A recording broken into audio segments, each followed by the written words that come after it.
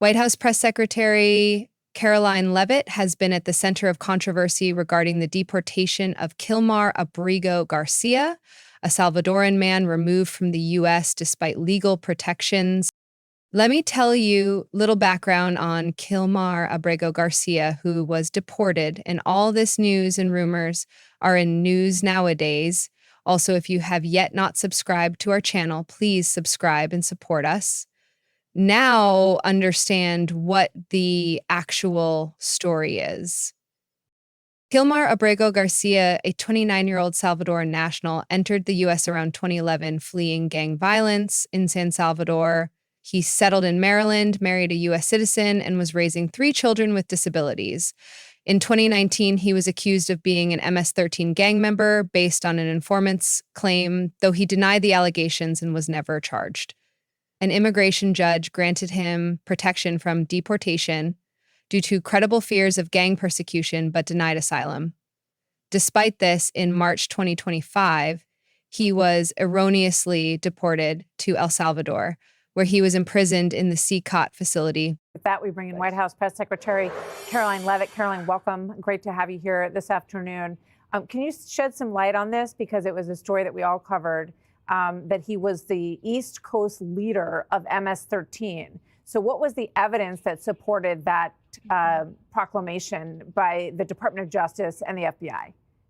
Here at the White House, we applaud the Attorney General Pam Bondi, our FBI Director Kash Patel, for working hand in hand with local law enforcement on the ground in the Commonwealth of Virginia to detain and arrest this MS-13 ringleader. There was sufficient evidence to do so, and now the case is in the hands of the Department of Homeland Security, who will be deporting this individual from our country. These agencies are working together in a collaborative way to follow President Trump's directive to eradicate MS-13 and foreign terrorists from United States soil. So this is an individual who was detained and arrested because of the president's policies, and he will no longer be residing in the United States of America. And our I'm just trying to get some clarity on it, Caroline, because, if indeed he is what we were told he is, the East Coast leader of MS-13, wouldn't it make sense to prosecute him for crimes related to that? I know he was held on a gun charge, but to make sure that any victims of MS-13 through his leadership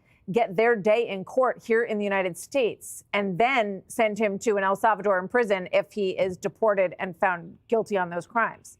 Well, again, this administration is doing things differently, Martha, and this president has made a directive to his agencies, particularly the Department of Homeland Security, to remove foreign terrorists from America's homeland to protect American citizens. And we have an incredible diplomatic relationship with the president of El Salvador and his government, who have been detaining these MS-13 ringleaders and violent gang members in their prisons. And American taxpayers don't have to foot the bill for that cost. And so, again, the Supreme Court said that the Alien Act could be used to remove people, but they had to reach due process first. I'm only pressing on this because it was a huge story and we covered it.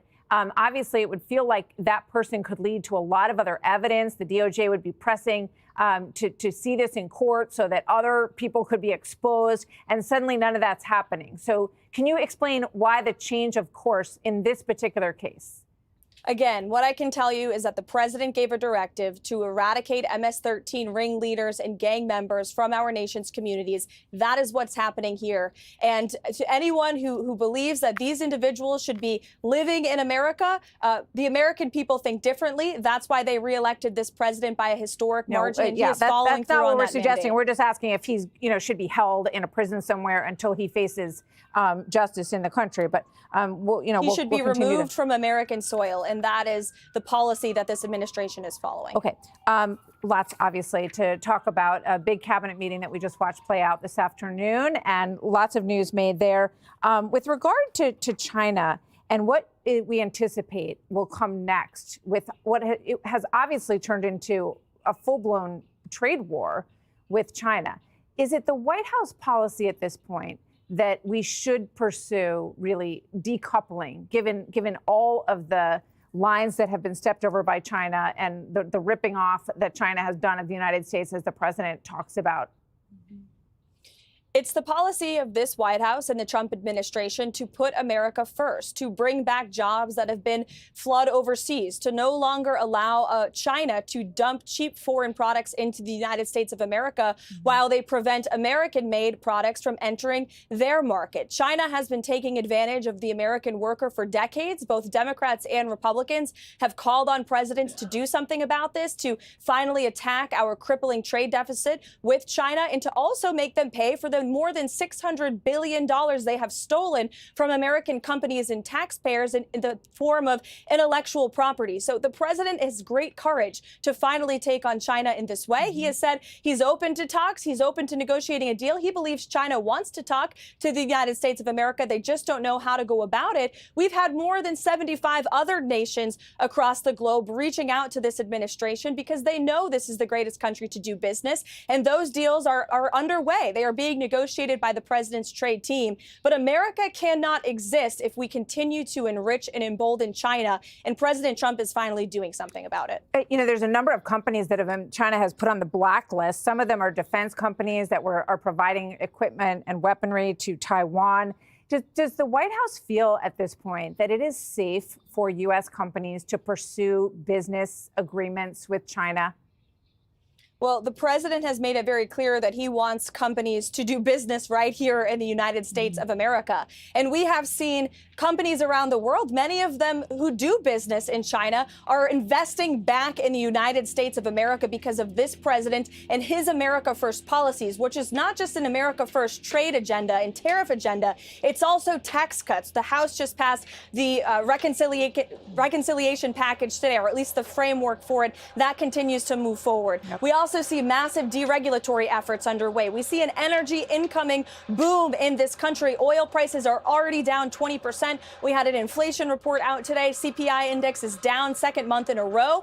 Consumer prices have dropped for the first time since COVID. There's great reason to be optimistic about America's economy. Trust in President Trump. Look at what he did in his first term. Companies would be best served doing business right here in the United States. One last topic I want to get to with you, Caroline, while I have you, is this story that just crossed a little while ago in the Wall Street Journal about the White House wanting to have a consent decree over Columbia University in order to basically insist that if they're going to take any federal dollars, they have to follow the rules that the White House has laid down, especially with regard to anti-Semitism and other elements that the White House has clearly pushed back hard on these universities. I heard the president bring this up with the education secretary today. Explain to us what kind of control does this consent decree give the administration over Columbia and perhaps other universities as well? I can tell you that the White House has been working hand in hand with Secretary McMahon and the Department of Education to bring these colleges and universities to the table to negotiate on behalf of Jewish American students who have felt threatened, who have been victims of violence and hate speech at our nation's higher education universities and campuses. And it's unacceptable to this president. And so, as the Secretary of Education said in the cabinet meeting today, federal funding will be withheld until these universities comply with the administration's demands to keep Jewish American students on their college campuses safe and to eradicate anti-Semitism and hate speech from their campuses. Yeah, it's interesting. The Obama administration had consent decrees against universities as well when it came to their policies on how, sexual harassment issues would be dealt with on campus. So it is clearly not unprecedented for a White House to impose upon these universities that there are strings attached if they want federal dollars. So it's an interesting story. We'll keep an eye on it. Caroline, thank you very much. Always good to have Martha. you. Thank you.